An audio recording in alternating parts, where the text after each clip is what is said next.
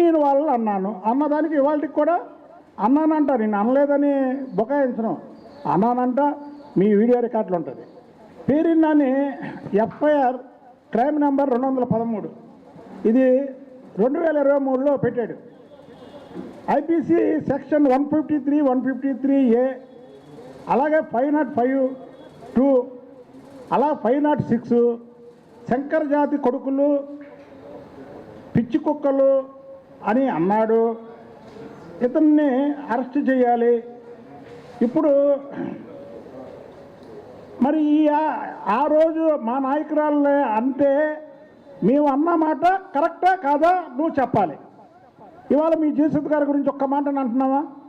నువ్వే చెప్పాగా నీ నోటితోనే, చంద్రబాబు నాయుడు గారు ఆడవాళ్ళ జోలికి వెళ్ళొద్దు, జాగ్రత్తగా ఉండండి అని. అలాగే నేను ప్రెస్ మీట్ పెట్టాను మొన్న, జయసుధ గారిని పరిణెత్తి మాట అన్నానా? అలాగే వాడు కొడాలని గన్నవరం కుక్క, వాడు ఒక కేసు పెట్టాడు. ఇదిగోండి వాళ్ళ లెటర్ ప్యాడ్ మీద నా మీద కేసు పెట్టాడు. ఇదేమనంటే ఇందులో బ్రీఫ్గా చెప్తున్నా మీకు. ఎఫ్ఐఆర్ క్రైమ్ నెంబర్ 215 2023లో పెట్టాడు.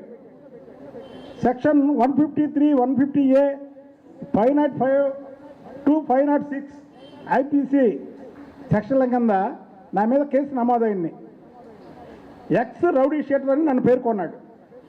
శంకర జాతి కొడుకులు పిచ్చి కుక్కలు అని అండవే కాకుండా నన్ను చంపడానికి చూస్తున్నాడు. ఇతనికి క్రిమినల్ యాక్టివిటీస్ ఉన్నాయి, నాకు రక్షణ కావాలని పెట్టి 4 గర్మేలను తీసుకున్నాడు. ఇదిగోండి దీంట్లో మీకు ఈ కాపీలు కూడా మీకు జతపరుస్తాను.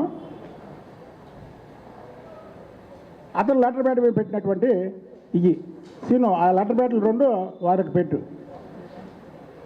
ఇప్పుడు పేరెంట్ నానిని మేము సూటిగా అడుగుతున్నా, నువ్వు ఇన్ఫర్మేషన్ అండ్ సినిమాటోగ్రఫీ మంత్రిగా ఉన్నప్పుడు రామ్ గోపాల్ వర్మ చంద్రబాబు నాయుడు గారి మీద, లోకేష్ బాబు గారి మీద, పవన్ కళ్యాణ్ గారి మీద, అలాగే వాళ్ళ ఇంట్లో వాళ్ళ మీద అసభ్యకరంగా సినిమా తీస్తానికి నీ దగ్గరికి ఒక బ్యాగ్ వేసుకొని వచ్చి నీ ఆఫీసులో కూర్చొని నీతో చర్చించిన మాట వాస్తవా కాదా?